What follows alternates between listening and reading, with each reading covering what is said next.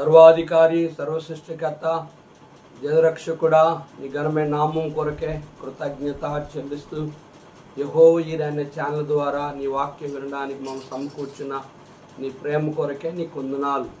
జనము ప్రభా ప్రపంచంలో దేవా నాయన ఆ యొక్క దురాత్మ, అంధకార, చీకటి, దైపు, షల్లంగ శక్తులు, మాంత్రికులు, శకునుగాండులు, గారడి విద్య గలవారు దేవా అట్టి వారి రక్షణ కొరకు, అట్టి వారి పాప క్షమాపణ కొరకు, అట్టి వారు నరకం నుంచి విడుదలయ్యి నీ రాజ్యమును స్వతంత్రించిన కొరకు వారి కొరకు ప్రార్థిస్తున్నాను. వారిని రక్షించమని దేవా నీ వాక్య వెలుగులో మాతో మాట్లాడమని యేసు నామంలో వేడుకుంటున్నాము తండ్రి, ఆమేన్.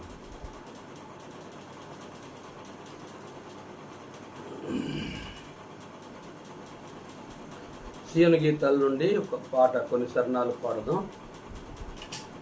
నీ స్వరము వినిపించు ప్రభువా, నీ దాసుడాలాటించు. నీ స్వరము వినిపించు ప్రభువా, నీ దాసుడాలాటించు.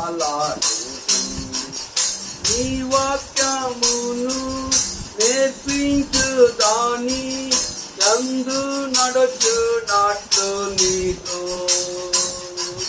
నీ వాక్యమును నేర్పించు దాని యందు నడుచున్నట్లు నీతో. నీ స్వరము వినిపించు ప్రభువా, నీ దాసుడాలాటించు. నీ స్వరము వినిపించు ప్రభువా, నీ దాసుడాలాటించు. ఉదయమునే లేచి నీ స్వరము వినుట నాకు ఎంతో మధురము.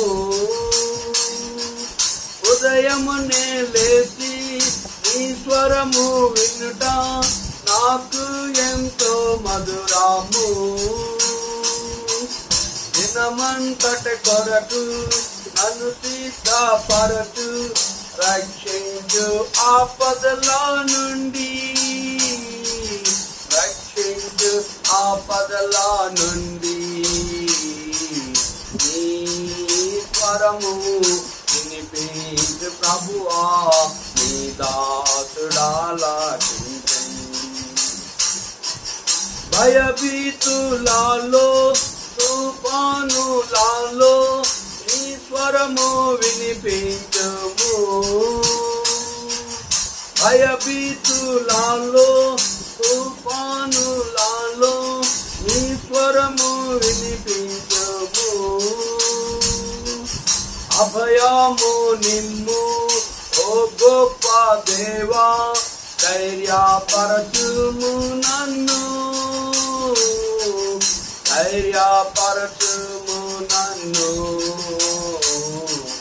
నీ స్వరము వినిపించు ప్రభువా, నీ దాసుడాలాటించు. నీ స్వరము వినిపించు ప్రభువా, నీ దాసుడాలాటించు. నాతో మాట్లాడు స్పష్టముగా ప్రభువా, నీ స్వరము నాతో రాజీ. నాతో మాట్లాడు స్పష్టముగా ప్రభువా, నీ స్వరము నాతో రాజీ. నీతో మనుషులతో సరిచేసుకొందు, నీ దివ్య వాక్యము ద్వారా, నీ దివ్య వాక్యము ద్వారా. నీ స్వరము వినిపించు ప్రభువా, నీ దాసుడాలాటించు. నీ స్వరము వినిపించు ప్రభువా, నీ దాసుడాలాటించు.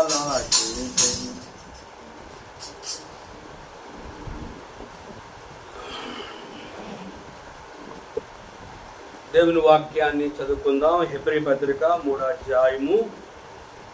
ఇందువలన పరలోక సంబంధమైన పిలుపులో పాలు పొందిన పరిశుద్ధ సహోదరులారా, మనం ఒప్పుకొని దానికి అపోస్తలుడును ప్రధాన యాజకుడిని యేసు మీద లక్ష్యముంచుడి.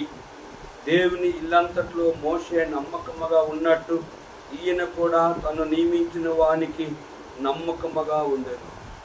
ఆ శ్రేష్ఠంబు గ్రంథములో చోట చూచిన ఆధరణయున్నది, సుఖ దుఃఖములో వాగ్దానమున్నది, విశ్వాసముంచి ధ్యానించుడి, విశ్వాసముంచి ధ్యానించుడి.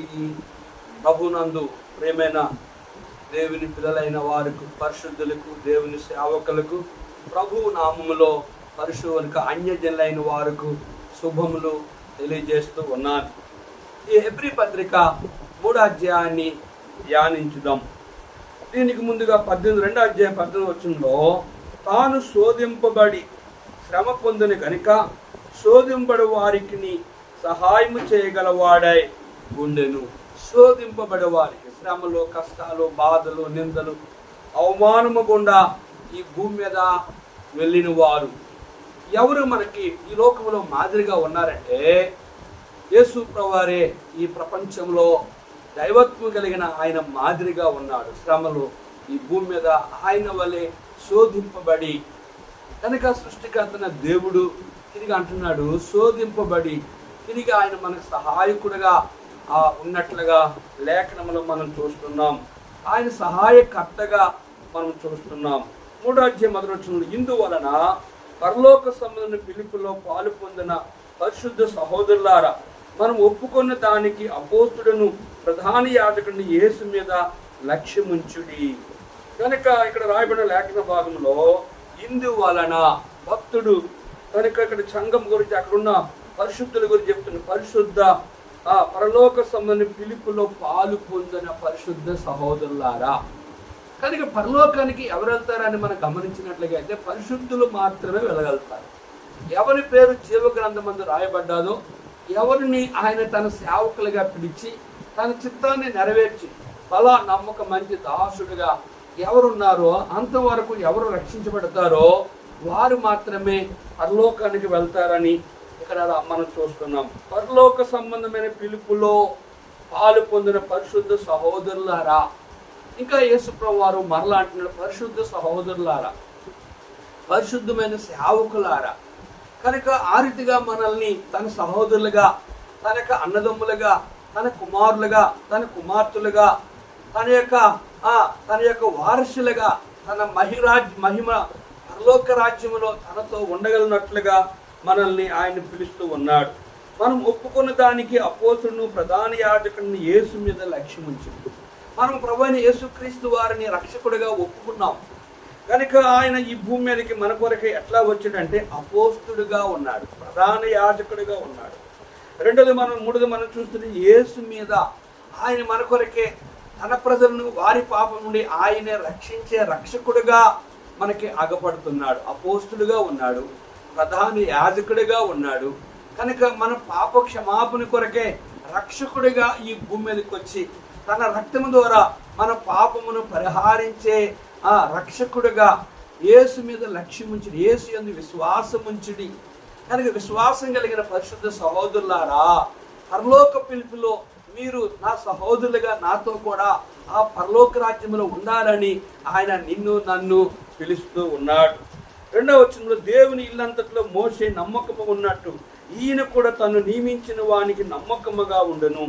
కనుక మోషే దేవుని ఇల్లంతట్లో నమ్మకం ఉన్నట్లుగా ఈయన కూడా కనుక తన నియమించిన వానికి నమ్మకంగా ఉన్నాడు. మోషే తనకు అప్పగించిన పరిచర్యలో, సేవలో, సంఘములో, ఇశ్రాయేలు మధ్య దేవుని దగ్గర నమ్మకముగా తను అప్పగించబడిన సేవా జీవితంలో, తన ఇంటిలో, దేవుని మందిరములో, దేవుని యొక్క సేవలో నమ్మకముగా ఉన్నాడు.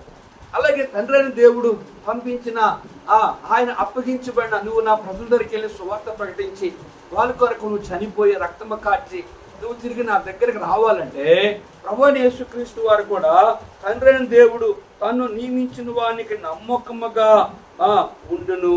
తాను నియమించిన తండ్రి అయిన దేవుని ఎదుట మన ప్రభువైన యేసుక్రీస్తు వారు నమ్మకముగా ఉన్నాడు. దీని అర్థం ఏంటంటే మోషే ఎట్లా నమ్మకం ఉన్నాడో దేవుని యొక్క మందిరంలో, దేవుని సేవలో, దేవుడు అప్పగించిన పనిలో ఒక విశ్వాసగా, ఒక సేవకుడిగా నీకు నాకు అప్పగించబడిన పరిచర్యలో కానీ, గృహంలో కానీ, భార్య భర్తల పిల్లల మధ్య కానీ, కుటుంబంలో కానీ, లోకంలో కానీ మనము నమ్మకమైన వారంగా ఉండాలి. అపనమ్మకస్తులుగా మనం ఉండకూడదు. కనుక దేవునికి విరోధకరంగా మనం పాపము చేసి ఆయనకి కోపం పుట్టించిన వారు వలె మనము ఉండకూడదని దీని యొక్క అర్థం. ప్రతి ఇల్లు ఎవడైనా ఒకరి చేత కట్టబడును, సమస్తము కట్టిన వాడు దేవుడే. ఇంతకంటే దానిని కట్టిన వాడు ఎక్కువ ఘనత పొందినట్టు ఈయన మోషే కంటే ఎక్కువ మహిమకు హరుడుగా ఎంచబడును. ఎవడైనా ఒకరి చేత ఇల్లు కట్టబడుతుంది, ఆ ఇల్లు కట్టించిన వాడు ఎవడు అంటే దేవుడే. ఇల్లు కట్టించిన వారు ఎవరు? కనుక గృహమును, విత్తనమును పిత్తలిచ్చిన స్వాస్థ్యం. ఇతరులు ఒక ఇల్లు ఇవ్వకపోయినప్పుడు కూడా అది చెప్తుంది.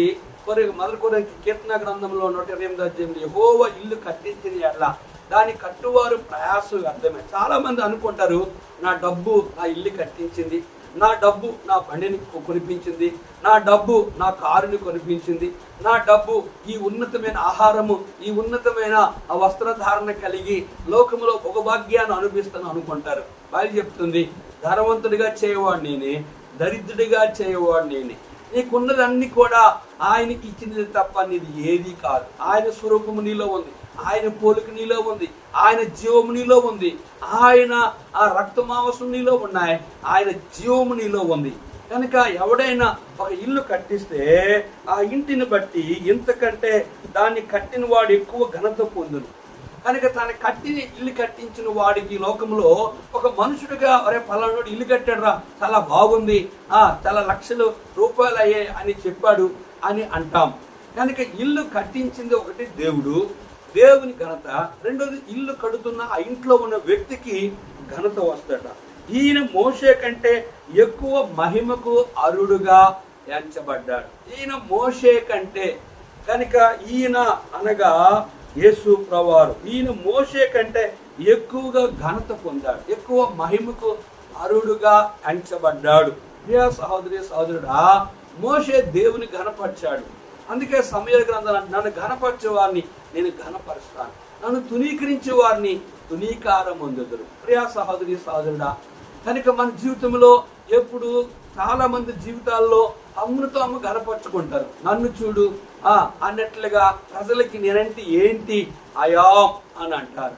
కనుక నేనే ఇదంతా కట్టి ఉన్నాను, నేనే దీనికి వారసును, ఆయన పేరు ప్రఖ్యాతి కొరకు ప్రాకులాడేవాడుగా ఉంటాడు. ఈయన మోషే కంటే మహిమకు అరుడుగా, అంటే మహిమ అంటే పరలోకములో ఆయన ఉండగలిగే దైవత్వము కలిగిన దేవుడుగా ఉన్నాడు. కనుక పరిశుద్ధ పిలుపులో పాలు పొందిన సహోదరులారా, పరలోకములో ప్రవేశించి ఆయన సహోదరులుగా ఉండాలని ఆయన నా ఎడల తన ప్రేమను కనపరచేవాడుగా మనకు కనబడుతుంది. ముందు చెప్పబోవు సంగతులకు సాక్షార్థముగా మోషే పరిచారకుడై ఉండి దేవుని ఇల్లంతట్లో నమ్మకముగా ఉండదు. ముందు చెప్పబోనట్లుగా, అంటే ముందు మోషే గురించి చెప్పినట్లుగా సాక్షార్థముగా మోషే ఇటువంటి వాడిని పరిచారకుడు. పరిచారకుడు అంటే అర్థం ఏంటంటే, తన కీర్తన గ్రంథంలో చూసినట్లుగా అయితే ఒక మాట రాయబడ్డది, దేశంలో నమ్మకస్తులైన వారిని నేను తన పరిచారకులుగా చేసుకుంటాను. పరిచారకులు అంటే గిదగారము చెప్తారు. కనుక మనము యోహాను 1 యేసు ప్రభు శిష్యుల పాదముల కాడ, అది పరిచర్య. మీరు గొప్పవారు పరిచారకులుగా ఉండాలి. మీరు గొప్పవాళ్ళు తను తగ్గించుకున్న వాళ్ళగా ఉండాలి. యేసు ప్రభువారు సేవకుడు అంటే అర్థం ఏంటండి? ఎవరు సేవకుడు అంటే సృష్టికర్తన దేవునికి సేవకుడుగా ఉండాలి. ప్రజల ఎదుట కూడా సేవకుడుగా, సేవ చేసే వ్యక్తిగా, పరిచారకుడుగా ఉండాలి తప్ప కనుక ఈ లోకంలో రెవరెండ్గా, బిషప్గా, లేదా పోపుగా, లేదా ఫాదర్గా, లేదా పేరు ప్రఖ్యాతుల కొరకు, డిగ్రీల కొరకు కాదు. బ్రదర్ బక్సింగ్ అంటే కనుక ఆయన ఏది కూడా టైటిల్ పెట్టుకోలేదు. కారణం ఏంటంటే మనమందరమీ సహోదరులము. కానీ ఇక్కడ సాక్షార్థముగా మోషే దేవుని పరిచారకుడై ఉండి దేవుని ఇల్లంతట్లో నమ్మకమైన వాడుగా ఉన్నాడు. 10 కోట్లు ఇంట్లో ఉన్నాయి, నువ్వు చాలా జాగ్రత్తగా ఉండని ఒక ధనవంతుడు నేను అప్పగించి బయటికి వెళ్ళి కొన్ని నెలల తర్వాత 1 సంవత్సరం పోయాక వచ్చాడు అనుకో, కనుక తను ఉంచిన డబ్బంతా కూడా ఆ ఇంటిలో ఉన్నట్లుగైతే అతనికి నీ ఎదుట నీ జీవితం ద్వారా నమ్మకమైన వాడని అతనికి నీ గురించి అతడు సత్యం ఎరుగుతాడు. దాంట్లో కొంత డబ్బును నువ్వు దొంగిలించినట్లయితే నువ్వు నమ్మకస్తుడు కావు అని అర్థం. అలాగే ప్రభువైన యేసుక్రీస్తు వారు ఎదుట తను అప్పగించబడిన దేవుని పనిలో, దేవుని మందిరం అనే ఇంటిలో మోషే నమ్మకమైన పరిచారకుడుగా ఉన్నాడు. అలాగే నా జీవితంలో దేవుడు మనకిచ్చిన ప్రతి దాని విషయంలో కూడా మనము సాక్ష్య జీవితాన్ని, ఈ నమ్మకత్వం ఏం చూపిస్తుందంటే సాక్ష్యము చూపిస్తుంది. చాలా మంది జీవితాల్లో సాక్ష్యము ఉండదు. కనుక సాక్ష్యము అంటే అర్థం ఏంటంటే చెడు నీ జీవితంలో ఉండకూడదు, అపవిత్రత నీ జీవితంలో ఉండకూడదు, లోక మాలిన్యం నుంచి నువ్వు విడుదల కావాలి. కనుక నీ సాక్ష్యం ఎటువంటిదంటే ఇంటికి పునాది లాంటిది. పునాది ఉంటే ఆ ఎన్ని అంతస్తులైన భవనాన్ని కట్టొచ్చు. అలాగే నీ క్రైస్తవ జీవితంలో వ్యక్తిగత సాక్ష్యం అనేది చాలా ప్రాముఖ్యం. అయితే క్రీస్తు కుమారుడయుండి ఆయన ఇంటి మీద నమ్మకముగా ఉన్నాడు. ధైర్యమును నిరీక్షణ వలన ఉత్సాహమును తుదిమట్టుకు స్థిరముగా చేపట్టిన మనమే ఆయన ఇల్లు. చూసారు ఇక్కడ రాయబడిన మాట అంటే, అయితే క్రీస్తు కుమారుడై ఉన్నాడు. యేసు ప్రభువారు కుమారుడుగా, తండ్రి అయిన దేవుడు తన కుమారుడుగా ఈ భూమి మీదకి పంపిస్తూ వచ్చాడు. ఆయన ఇంటి మీద నమ్మకంగా ఉన్నాడు. ఆయన అప్పగించబడిన ఇల్లు అనగా దేవుని మందిరము. ఆయన మందిరములో, ఆయన ఇంటిలో, ఆయన సేవలో, ఆయన పరిచర్యలో, ఆయన అప్పగించబడిన పనిలో, ఆయన ఎచ్చోటకి వెళ్ళమన్నప్పుడు కూడా తండ్రి చిత్తాన్ని, తండ్రి చెప్పిన పనినే చేసి ఆయన సేవలు చేసి ఎట్లా ఉన్నాడంటే ఆయన ఇంటి మీద నమ్మకముగా ఉన్నాడు ప్రభువైన యేసుక్రీస్తు వారు. మరి ఇదేం మనం సూచిస్తుందంటే సృష్టికర్తను దేవుడే తండ్రి అయిన దేవుడి కుమారుడుగుండి పంపించిన ఆయన ఇంటిలో, ఆయన సేవలో, పనిలో నమ్మకంగా ఉన్నప్పుడు సేవకుడిగా, విశ్వాసగా నా జీవితంలో ప్రతి విషయంలో కూడా నమ్మకముగా ఉండాలి. ధైర్యమును నిరీక్షణ వలన ఉత్సాహమును తుదిమట్టుకు స్థిరముగా చేపట్టిన మనమే ఆయన ఇల్లు. కనుక ధైర్యము అంటే అర్థం ఏంటంటే ఏ దోషము లేని వ్యక్తి ధైర్యముగా సింహంలాగా ఉండగలడు. రెండోది చూసినట్లయితే నిరీక్షణ అంటే కనుక జరగబోయే దానిని, కనుక నిరీక్షణ అంటే విశ్వాసము. నిరీక్షణ అంటే విశ్వాసము. కనుక ఆయన జీవితంలో నమ్మకత్వం కలిగిన వ్యక్తి. ఇప్పుడు వచ్చింది ఉత్సాహమును అంటే ఎల్లప్పుడూ సంతోషముగా, ఎల్లప్పుడూ ఆనందముగా, ఎల్లప్పుడూ కూడా ధైర్యవంతుడిగా, ఎల్లప్పుడూ కనుక నిరాశ, నిస్రో, చింత, భయాందోళన కాకుండా ఎన్ని పరిస్థితుల మీదకి వచ్చినా ఉత్సాహం అంటే సంతోషముగా ఉండాలి. తుదిమట్టుకు స్థిరముగా చేపట్టిన మనమే ఆయన ఇల్లు. కనుక తుదిమట్టుగా అంటే అంతం వరకు స్థిరముగా. కనుక మొదటి కొరింథీ పత్రిక 15వ అధ్యాయము 50వ వచనంలో స్థిరులను కదలవారును ప్రభువు కార్యాభివృద్ధి అందు ఎప్పటికీ ఆసక్తులై ఉండండి. కనుక స్థిరులుగా ఉండాలి. ఎప్పటికీ ఆసక్తులుగా ఉన్నట్లుగైతే మనమే ఆయన ఇల్లు. కనుక మన దేహము దేవునికి ఆలయం, దాన్ని పరిశుద్ధముగా ఉంచమని కొరింథీ పత్రిక 3వ అధ్యాయం 16. ఎవడైనను ఈ ఆలయాన్ని పాడు చేసినట్లా దేవుడు వారిని పాడు చేయాలి. రెండోది మన దేహము ఆయనకి ఇల్లుగా నిర్ణయించబడ్డాలి. మరియు పరిశుద్ధాత్మ ఇట్లు చెప్పుచున్నాడు, నేడు మీరు ఆయన శబ్దం విని ఎడ్ల అరణ్యములో శోధన దినమందు కోపము పుట్టించినప్పటి వలె మీ హృదయములను కఠినపరచుకొనకుడి.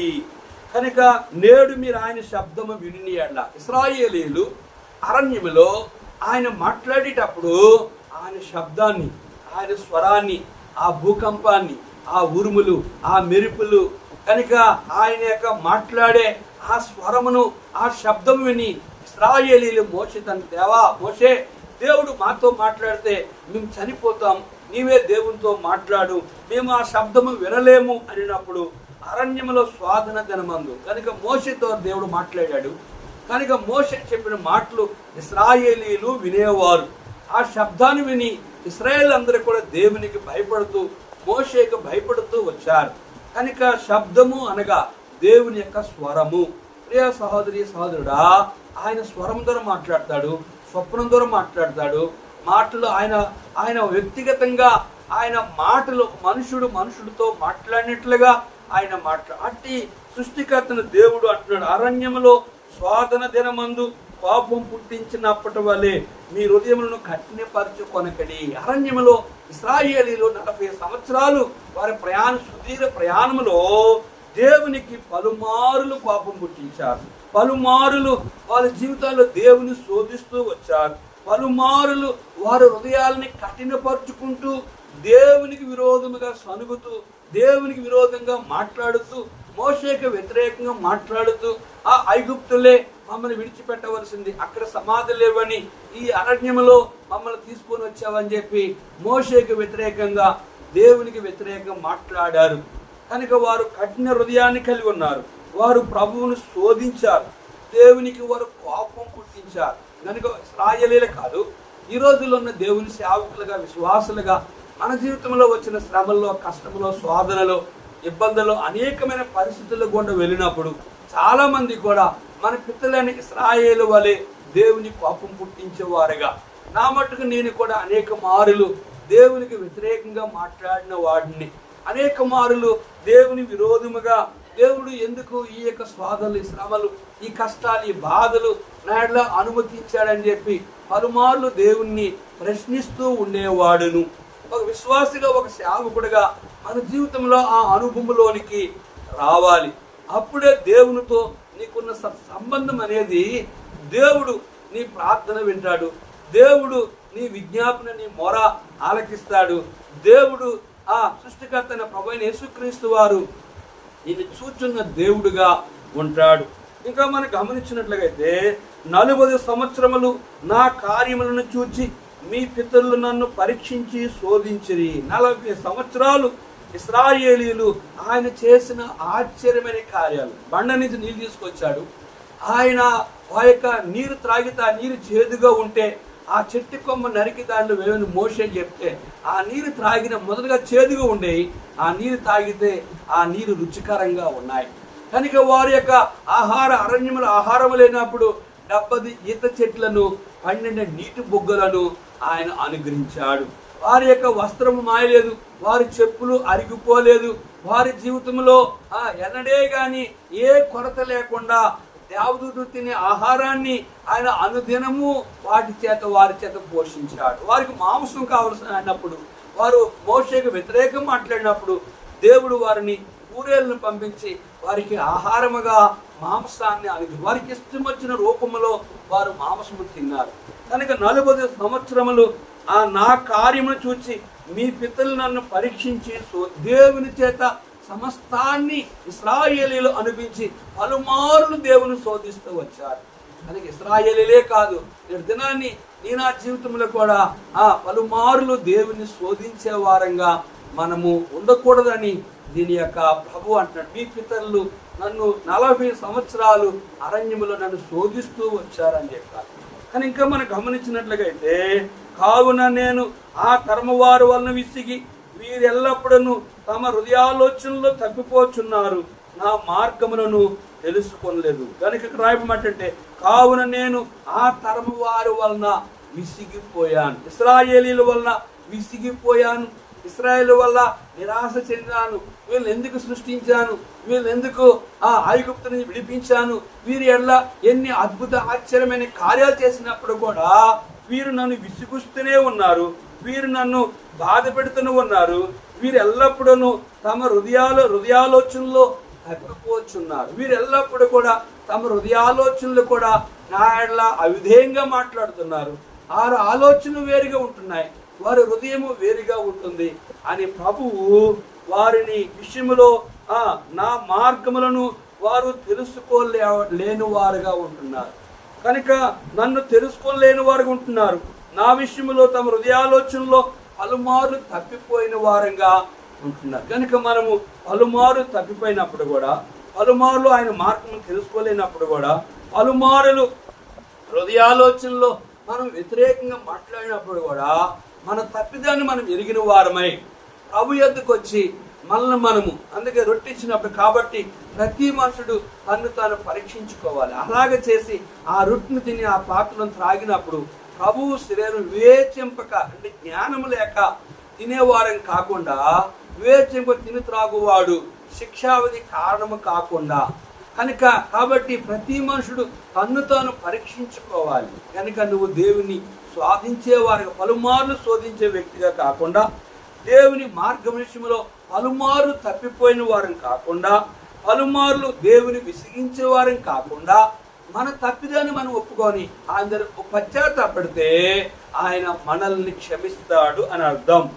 11వ వచనంలో, కనుక నేను కోపముతో ప్రమాణము చేసినట్లు వారు నా విశ్రాంతిలో ప్రవేశింపరని చెప్పి తిని. చూసారా, ఇశ్రాయేలీయులు దేవునికి పలుమార్లు కోపం పుట్టించిన దాన్ని బట్టి దేవుడు ఒక ప్రమాణం చేశాడట. ప్రభువైన యేసు యెహోవా ఏం ప్రమాణం చేశాడంటే, వారు నా విశ్రాంతిలో, అంటే నా పరలోకములో ప్రవేశింపకూడదని దేవుడు నిశ్చయించుకున్నాడట. అనేక మంది దేవునికి విరోధంగా మాట్లాడి, దేవుని విరోధంగా సనిగి, దేవునికి విరోధంగా పాపము చేసి, దేవునికి విరోధముగా ఇసిగించి, దేవుని మార్గములో తెలుసుకోలేని వారు పరలోకములో ప్రవేశింపరని స్పష్టముగా. విశ్రాంతి అంటే పరలోకం. నిజ విశ్రాంతి ఎక్కడంటే పరలోకములోనే. ప్రియా సహోదరి, ప్రకటన గ్రంథంలో కూడా మనం చూస్తాం. 13వ అధ్యాయంలో 14వ వచనంలో ఈ మాటను ఇక్కడెక్కడ పరలోక 13వ అధ్యాయము 14వ అధ్యాయం 11వ వచనం కూడా చూస్తాం. అంతటి ఎప్పటి నుండి ప్రభువునందు మృతునందున మృతులు ధన్యులని వ్రాయమని పరలోకం నుండి ఒక స్వరము చెప్పగా వింటిని. నిజమే, వారు తమ ప్రయాసముల మాని విశ్రాంతి పొందుదురు, వారి క్రియలు వారు వెంట పోవునని ఆత్మ చెప్పుచున్నాడు. కనుక రాయబడిన లేఖన భాగంలో, కనుక వారు తమ ప్రయాసముల మాని నిజ విశ్రాంతి పొందుతారు. నిజ విశ్రాంతి ఎక్కడంటే పరలోకములోనే. కానీ ఇక్కడ ప్రభు వారి ఇశ్రాయేలు విషయంలో అని అంటుంటే, మీరు నా విశ్రాంతిలో ప్రవేశింపరని స్పష్టంగా చెప్తూ వచ్చాడు. కనుక సేవకులుగా, విశ్వాసులుగా పలుమార్లు కోపం పుట్టించి, పలుమార్లు ఆయన ఇసిగించి, పలుమార్లు ఆయన మార్గం తెలుసుకోకపోతే, పలుమార్లు ఆయనకు విరోధంగా పాపం చేసిన వారిని, విశ్వాసులైన సేవకులనైనా దేవుని విరోధంగా జీవించి అపవిత్రమైన వారు నరకానికి వెళ్తారని, పరలోకంలో ప్రవేశించరని ప్రభువే స్పష్టంగా చెప్తున్నాడు. సహోదరులారా, జీవముల దేవుని విడిచిపోనట్టి విశ్వాసం దుష్ట హృదయము మీలో ఎవరి యందైనా ఒకవేళ ఉండినేమో అని జాగ్రత్తగా చూచుకోండి. ఇక్కడ అంటే సహోదరులారా, జీవముల దేవుని విడిచిపోనట్టి విశ్వాసములైన దుష్ట హృదయము మీలో ఎవరి యందు ఉండినేమో జాగ్రత్తగా చూచుకోనండి. ఒక విశ్వాసగా, ఒక సేవకుడుగా దుష్ట హృదయము అంటే సైతాను హృదయము, అంటే సాతాను యొక్క బంధకాల్లో, సాతాను కలిగించిన పాప నీచ కార్యాల్లో మనము జీవించినట్లయితే, ఇక్కడ అంటున్నాడు, కనుక దుష్ట హృదయము మీలో ఎవరి యందు ఒకవేళ ఉండనేమో. ఒకవేళ అంటే అర్థం ఏంటంటే, కనుక మనల్ని మనం పరీక్షించుకోవాలి. మనకి దేవునికి వీరు. అందుకే కీర్తన గ్రంథం 39వ అధ్యాయంలో ఇక్కడ మనం గమనించినట్లయితే దావీదు ఒక మాట చెప్తూ ఉంటాడు. కీర్తన గ్రంథము 139వ అధ్యాయము 23-22 వచనంలో, వారి యందు నాకు పూర్ణ ద్వేషము కలదు, వారిని నాకు శత్రులుగా భావించుకొనుచున్నాను. దేవా, నన్ను పరిశోధించి నా హృదయం తెలుసుకొనము, నన్ను పరీక్షించి నా ఆలోచన తెలుసుకొనము. నీకు ఆయాస్కర మార్గము నా యందున్నదేమో చూడము, నిత్య మార్గమున నన్ను నడిపించు. కనుక దేవునికి నీకు ఆయాసకరమైన, దుష్టకరమైన మార్గము లేకుండా, దుష్టకరమైన పరిస్థితుల్లో నీలో లేకుండా, మీలో విశ్వాసం లేని దేవుని విడిచిపోనట్టి విశ్వాస లేని దుష్ట హృదయము మీలో ఎవరి యందు ఉండినేమో అంటున్నాడు. మనల్ని హెచ్చరిక చేస్తున్నాడు. కనుక ఒక సేవకుడిగా, ఒక విశ్వాసగా పలుమార్లు పాపం చేస్తూ, పలుమార్లు ఆయనకు విరోధముగా చేయరాని కార్యము చేసినట్లుగా అయితే, కనుక విశ్వాసముల దుష్ట హృదయము నీలో ఉండినేమో అని ఇశ్రాయేలును హెచ్చరిక చేస్తూ, ఆ రోజు వాళ్ళని హెచ్చరిక చేస్తున్నాడు. ఈరోజు నా జీవితంలో మనల్ని కూడా హెచ్చరిక చేస్తున్నప్పుడు మనము కూడా జాగ్రత్త పడి, కనుక దుష్ట హృదయం లేకుండా, విశ్వాసము లేని దుష్ట హృదయం లేకుండా మనల్ని మనము పరీక్షించుకొని దుష్టుని యొక్క ఆలోచన, దుష్టుని మార్గముల నుంచి మనల్ని మనము కాపాడుకోవాలి. నేడు మీరు ఆయన శబ్దము విని ఎడల పాపము పుట్టించి నప్పటి వలె మీ హృదయములను కఠినపరచుకొనకూడని ఆయన చెప్పిన గనుక. ఇక్కడ రాయబడమంటే నేడు అంటే ఈ దినమే ఆయన శబ్దము అనగా ఆయన స్వరము విని ఎడల కోపం పుట్టించినప్పటి వలె మీ హృదయములను కఠినపరచుకొనకూడని ఆయన చెప్తున్నారు. కనుక నేడు అనే సమయం ఉండగానే ఆయన స్వరము వినిపించినప్పుడు, వినబడినప్పుడు, ఆయన నీతో మాట్లాడినప్పుడు, ఆయన కోపం పుట్టించినప్పటి వల్లే మీ హృదయమును కఠినపరచుకోకుండా జాగ్రత్త పడమని మరొక పర్యాయము ఇశ్రాయేలీలను, కనుక దేవుని సేవకులుగా ఉన్నవారిని, పరిశుద్ధులుగా ఉన్న వారిని హెచ్చరిక చేస్తూ ఉన్నాడు. కనుక పాపం వలన కలుగు భ్రమ చేత మీలో ఎవడను కఠినపరచబడుకున్నట్లు నేడు అనబడు సమయం ఉండగానే ప్రతి దినము ఒకనికి ఒకడు బుద్ధి చెప్పుకొనుడి. ఏలనగా మొదటి నుండి మనకున్న దృఢ విశ్వాసము అంత మటుకు గట్టిగా చేపట్టిన ఎడలనే క్రీస్తులో పాలువారమయ్యుందుము. ఇక్కడ భక్తుడు ఏం చెప్తున్నాడంటే నేడు అనబడు సమయం ఉండగానే ప్రతి దినము ఒకరికొకడు బుద్ధి చెప్పుకోవాలి. కనుక మొదటి నుండి మనకున్న దృఢ విశ్వాసము అంత మట్టుకు చేపట్టిన ఎడల క్రీస్తులో మనం పాలువారముగా, పరలోకములో పాలువారముగా, విశ్రాంతిలో పాలువారముగా, మహిమలో పాలువారముగా, మోక్షములో పాలువారముగా ఉండగలుగుతాం. ఎప్పుడంటే ఒకరికి ఒకడు బుద్ధి చెప్పుకోవాలి. అందుకే కొలసే పత్రికలో మనం గమనించినట్లయితే ఒక వ్యక్తి దేవునికి విరోధముగా, కనుక సంఘానికి విరోధముగా, సేవకునికి విరోధముగా తప్పిదము చేసినప్పుడు ప్రభువు 13వ వచనంలో 3:13 ఏం చెప్పాడంటే ఎవడైనా తనకు హాని చేసిన ఒకరినొకరు అనుకుని ఎడలా ఒకరినొకడు సహించుచు ఒకరినొకడు క్షమించుడి. ప్రభువు మిమ్మల్ని క్షమించులాగన మీరును క్షమించుడి. కనుక నా శత్రులైన విశ్వాసులని, నా శత్రులైన సేవకులని, నా శత్రులైన ఇరుగు పొరుగు వారు, నా శత్రులైన ఎవరినే కానీ నేను అనుదినము వారిని క్షమించి ప్రార్థన చేస్తాను. ఎవరిని గురించి కానీ నా హృదయంలో పగ, ద్వేషము ఉంచుకోను. వారికి ఎందుకు దూరంగా ఉంటానంటే కనుక ఎవరి ద్వారా హాని, కీడు జరుగుతుందో సంఘానికి, వ్యక్తిగత జీవితానికి, పరిచర్యలో వారికి దూరముగా ఉండడం నేర్చుకుంటాను. ఒకరికి ఒకరు బుద్ధి చెప్పాలి. బుద్ధి చెప్పిన వారు మారకపోతే, బుద్ధి చెప్పిన వారు వినకపోతే వారిని క్షమించి మనం ఏం చేయాలి? వారికి దుష్టునికి దూరముగా ఉండాలట. దేవుని పనిలో ఆటంకము కలిగించిన వ్యక్తులకి మనం ఏం చేయాలి? క్షమించి నువ్వు మా మార్క్స్ 11:8 నువ్వు ప్రార్థించినప్పుడు నిలవబడి నీ శత్రువుని క్షమించి ప్రార్థన చేస్తే దేవుడు నిన్ను క్షమిస్తాడు. ఇక్కడ రాయబడిన లేఖన భాగం మనం గమనించినట్లయితే ఇంకా మనకు మొదటి నుండి మనకున్న దృఢ విశ్వాసము అంత మట్టుకు గట్టిగా చేపట్టిన క్రీస్తులో పాలువారమయ్యుందుము. గమనిస్తున్నారా? కనుక అంతము మట్టుకు అంటే చివరి వరకు మనము క్రీస్తులో పాలువారముగా ఉండడానికి మనము క్రీస్తు యేసు కలిగిన ఈ మనసు మీరును కలిగి ఉండుడి. కనుక దేవుని మనసు కలిగి ఎప్పుడు నువ్వు ఉంటావో అప్పుడు శత్రువులైన వారు కానీ, విశ్వాసులైన వారు కానీ, తోటి సేవకులైన వారు కానీ, తోటి యొక్క సంఘాన్ని కానీ, నీ పొరుగువాన్ని కానీ ఎవరికి హాని, కీడు చేయవు. ఎవరిలో దుష్ట హృదయం ఉంటుందో వారి సేవకులుగా, వారి విశ్వాసులుగా సంఘములో పాడు చేయడం, సంఘ విశ్వాసులు వాళ్ళ వైపు నడిపించుకోవడం, ఒక సంఘ విశ్వాస ద్వారా వాళ్ళ కానుకలు, వాళ్ళ దర్శన భాగాన్ని, వారి ప్రథమ ఫలాన్ని వాళ్ళ వైపు నడిపించుకోవడం. మనుషులు ఇక్కడ ఒక సంఘంలో ఉంటారు, ఇక్కడ మనిషి ఉంటారు, ఆత్మల్లో అక్కడ ఆ సేవకుని దగ్గర ఉంటారు. అది వీళ్ళిద్దరికి కూడా ఒక దినం అనేది దేవుని యొక్క తీర్పు అనేది ఉంటుంది. విని కోపం పుట్టించిన వారెవరు? మోషే చేత నడిపింబడి ఐగుప్తు నుండి బయలుదేరి వచ్చిన వారందరే కదా. ఎవరి మీద ఆయన 40 ఏండ్లు ఆయన కోపగించును? పాపము చేసిన వారి మీదనే కదా వారి శవములు అరణ్యములో రాలిపోయిను. గమనిస్తున్నారా? కనుక దేవుని మాట విని కూడా ఆయన కోపం పుట్టించిన వారెవరు? మోషే చేత నడిపింబడి ఐగుప్తుల నుండి బయటికి వచ్చిన వారెవరు? ఎవరి మీద ఆయన 40 ఏండ్లు ఆయన కోపగించెను.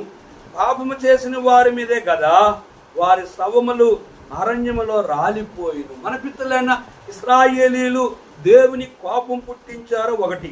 రెండోది, ఐగుప్తుల నుంచి దేవుడు మోషే వారిని బయటకు తీసుకొచ్చినప్పుడు కూడా వారు 40 సంవత్సరాలు దేవుని కోపం పుట్టించారు. పాపము చేసిన వారు ఏమైపోయారంటే అరణ్యములో శవములై రాలిపోయారు. కారణం ఏంటి అంటే వారు చేసిన పాపమే వారిని నాశనం చేసింది. ఒక సేవకుడిగా, ఒక విశ్వాసగా నువ్వు నిత్యము పాపము చేస్తూ, నిత్యము సంఘాలు పాటు చేస్తూ, నిత్యము సంఘాల ముక్కలు చేస్తూ, నిత్యము అన్యాయంతో అక్రమంగా ఇతరుల ద్రవ్యాన్ని ఆశించి ఆ మనుషుల్ని నీ చేతుల్లో ఉంచుకున్నట్లుగైతే గనుక దేవుని కోపము నీ మీదకి వస్తుంది. ప్రియా దేవుని సేవకులారా, నేటి దినాన్ని పరిశుద్ధులారా, నీ విశ్వాస జీవితంలో ఒక సంఘంలో ఉండాలి. సచ్చినంత వరకు కూడా ఆ సంఘ క్రమానికి, సేవకునికి వాక్యానుసారంగా లోబడాలి. స్థానిక సంఘములో అన్ని విషయములో కూడా ఒకే సంఘముగా, ఒకే సేవకుడితో నువ్వు సత్సంబంధము కలిగి ఉండాలి. అప్పుడే పరిశుద్ధాత్మ దేవుడు నీ మీద ఉంటాడు. ఇశ్రాయేలీలు దేవుని వాక్యం విని దేవుని చిత్తం ఎరుగుండి అలాగూ చేయని దాసునికి అనేకమైన దెబ్బలు తగుతాయని దేవుని వాక్యంలో రాయబడుతూ వచ్చింది. కనుక ఎవరినై దేవుని వాక్యం విని కూడా వారు పాపం పుట్టించారు. మోషే చేత ఐగుప్తు నుంచి వారు వచ్చినప్పుడు కూడా ఆయన 40 సంవత్సరాలు దేవుని కోపము కలిగించారు. కనుక పాపము చేసి కూడా వారు దేవునికి విరోధముగా అరణ్యములో శవములై నాశనం అయిపోయారు. కనుక ప్రియా సహోదరి సహోదరుడా, ఈ జీవితంలో దేవుని ఉగ్రతకు ఒక సేవకుడిగా, ఒక విశ్వాసగా నువ్వు నాశనం అవ్వడం అనేది దేవుని చిత్తము కాదు. అయితే పలుమారులు నువ్వు దేవునికి విరోధిగా 40 సంవత్సరాలు ఆయన వారి పాపం పుట్టించారు. అందుకే వారు అరణ్యములో రాలిపోయారు. అటువంటి దౌర్భాగ్య స్థితి నీ జీవితంలో లేకుండా, నీ బల్ల ఇచ్చినప్పుడు కానీ, నువ్వు చేయి పైకెత్తినప్పుడు కానీ, నువ్వు వాక్యం బోధించినప్పుడు కానీ, నువ్వు బలపరిచయం చేసినప్పుడు కానీ, బలధర ప్రార్థించినప్పుడు కానీ, దేవుని వాక్యం బోధించినప్పుడు కానీ నీ మనస్సాక్షిని మీద దోషారోపణ చేయట్లేదా? కనుక హెబ్రీ పత్రిక ఇక్కడ 10వ అధ్యాయం అంటాడు చూడండి. హెబ్రీ పత్రిక 10వ అధ్యాయంలో నీవు ఎట్లా ఉండాలి అనేది జ్ఞాపకం చేసుకున్నట్లుగా అయితే 22వ వచనంలో మనస్సాక్షికి కల్మషము తోచుకున్నట్లు ప్రోక్షించబడిన హృదయము గలవారమును నిర్మలమైన ఉదకముతో స్నానము చేసిన శరీరము గలవారనయుండి విశ్వాస విషయంలో సంపూర్ణ నిశ్చయత కలిగి యథార్థమైన హృదయముతో మనము దేవుని సన్నిధానికి రావాలి. ఎట్లా రావాలట? యథార్థమైన హృదయముతో. కనుక మనస్సాక్షి కల్మషము తోచకూడదు. నిర్మలమైన ఉదకమైన వాక్యము చేత నీ శరీరాన్ని ఆత్మను శుద్ధి చేసుకోవాలి.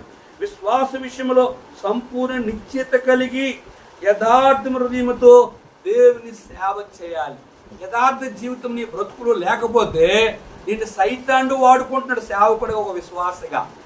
కనుక నువ్వు చేసే దౌర్భాగ్య పనులు బట్టి దేవుని నామానికి ఫలానా సేవకుడు మా సంఘాన్ని ఒక్కలు చేసి, ఫలానా సేవకుడు మా విశ్వాసం బట్టికెళ్ళిపోయాడు, ఫలానా సేవకుడు మా విశ్వాస దశంభావ కానుకలన్నీ లాక్కుంటున్నాడు, ఫలానా విశ్వాసిని మా విశ్వాసాన్ని ఆయన చేతిలో ఉంచుకున్నాడని ఒక సేవకుడు నీ ఏళ్ళ దుఃఖపడ్డాడు అంటే కనుక దేవుని కోపము ఆ విశ్వాసం మీదకి నీ మీద కూడా 100% వస్తుంది. జాగ్రత్త. దేవుని పనిని పాడు చేసేవాడు ఎవడు దేవుని ఆలయాన్ని పాడు చేస్తే దేవుడు నిన్ను పాడు చేస్తాడు. కనుక తన విశ్రాంతిలో ప్రవేశింపరని ఎవరిని కూర్చి ప్రమాణము చేసినో అవిధేయులైన వారిని కూర్చియే కదా. చూసారా?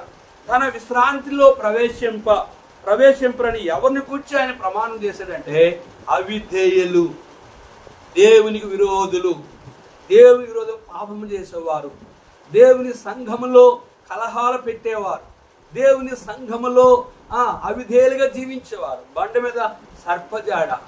వారు సంఘములో ఒక సంఘాన్ని కలవరపరుస్తారు సర్పములాగా, ఒక సంఘాన్ని పాడు చేస్తూ ఉంటారు. ఒక సేవకుని ఎప్పుడు బాధ పెట్టడమే వారు దుర్మార్గ పనులు, దేవుని పనిని పాడు చేయడమే అట్టివారు. ఇక్కడ అంటున్నాడు కనుక తన విశ్రాంతులు అంటే పరలోకంలో ప్రవేశింపని ఎవరిని గూర్చి ప్రమాణం చేసినంటే అవిధేయుని వారిని గూర్చే కదా. అవిధేయుడుగా ఒక సేవకుడుగా ఒక విశ్వాసగా నువ్వు ప్రవర్తించావంటే నువ్వు పరలోకానికి 100% వెళ్ళవు. నీ బ్రతుకు ఎట్లా ఉందో ఒకసారి ఆలోచించి లాస్ట్ వచ్చింది. కాగా అవిశ్వాసము చేతనే వారు ప్రవేశింపలేకపోయారని గ్రహించుచున్నాము. కడవరికి వారు ఎట్లా తయారంటే విశ్వాసం కలిగిన వారు, పరిశుద్ధులు, పరలోక పిలుపులో పాలు పొందిన వారు ఎట్లా తయారంటే అవిశ్వాసులుగా తయారయ్యారు. కాగా అవిశ్వాసము చేతనే వారు ప్రవేశింపలేకపోయారని గ్రహించుచున్నారు. కడవరకు వారు ఏమైపోయారంటే విశ్వాసి ఏమైపోయాడంటే అవిశ్వాస అయిపోయాడు. దేవుని చేత పిలువబడిన సేవకుడు ఏమైపోయాడంటే అవిశ్వాస అయిపోయాడు. కనుక వారు ఎక్కడ ప్రవేశించట్లేదంటే పరలోకములో ప్రవేశించట్లేదని దేవుడే స్పష్టంగా చెప్తున్నాడు. కనుక ఒక విశ్వాసగా, ఒక సేవకుడిగా నీ బ్రతుకు ఎట్లా ఉంది, నీ సంఘముని ఎట్లా పాడు చేస్తున్నావు, నీ కుటుంబంలో ఎట్లా పాడు చేస్తున్నావు, నీ సాక్ష్యాన్ని ఎలా పాడు చేసుకుంటున్నావు, ఎదుటివాని సేవకుని ఎలా దుఃఖపెడుతున్నావు, ఎదుటివాని సంఘాన్ని ఎట్లా పాడు చేస్తున్నావు, ఏ విశ్వాసాన్ని చేతిలో ఉంచుకొని వాళ్ళు డబ్బు కొరకు దుర్మార్గుడిగా ప్రవర్తిస్తున్నావు. పరులు సొమ్ము పాపం వంటిది, కడుపు సొమ్ము అది నీకు ఏమాత్రం క్షేమకరమైంది కాదు. పాపం సొమ్ము నీకు సంతోషకరమైంది కాదు. కనుక అట్టి వారు అవిశ్వాసులైపోయి నిత్య నరకానికి వెళ్తారని, తన విశ్రాంతిలో పరలోకములో ప్రవేశించిన దేవునికి విరోధంగా ఇశ్రాయేలీయులు అరణ్యములో రాలిపోయారు. ఒక దేవుని విరోధంగా దొంగ సేవకుడిగా, దొంగ విశ్వాసగా బతికావంటే నువ్వు నరకమే 100%. కనుక ఆ విశ్రాంతిలో నువ్వు ప్రవేశించాలంటే విశ్వాసగా, పరిశుద్ధ పిలుపులో, ఆ పరలోకములో పాలు పొందేవాడుగా, నీ హృదయము నీ మీద దోషారోపణ చేయకుండా నిన్ను నీవు ఎల్లప్పుడూ హృదయ శుద్ధి గలవారు ధటిలు, వారు దేవుని మేలు చేసేవారు దేవుని సంబంధులు, కీడి చేసేవారు దృష్టిని సంబంధులు. నువ్వు ఎవరి సంబంధమో జ్ఞాపకం చేస్తున్నావు. జీవగల తండ్రి వందనాలు. కొన్ని మాటలు మా ప్రియులు అన్నారు. ఎవరైతే మా పితరులను ఇశ్రాయేలు వలె దుష్ట హృదయాన్ని కలిగి ఉన్నారో, సేవకులై విశ్వాసులై ఉన్నారు, వారిని క్షమించు, వారిని సరిచేయి. ఎవరు యోగ్యులో సేవకులు ఉన్నారు, ఎవరు పరిశుద్ధులుగా ఉన్నారు, అంతవరకు నీ రాజ్యం కొరకే సిద్ధపరచమని యేసు నామములో వేడుకుంటున్నాము తండ్రి. ఆమేన్. నీ స్వరము వినిపించు ప్రభువా, నీ దాసుడాలాకించిన్. నీ స్వరము వినిపించు ప్రభువా, నీ దాసుడాలాకించిన్. నీ వాక్యమును నేర్పించు దాని యందు నడుచున్నట్లు నీతో. నీ వాక్యమును నేర్పించు దాని యందు నడుచున్నట్లు నీతో. నీ స్వరము వినిపించు ప్రభువా, నీ దాసుడాలాకించిన్. నీ స్వరము వినిపించు ప్రభువా, నీ దాసుడాలాకించిన్. అందరికీ ప్రైజ్ లార్డ్. వందనాలు.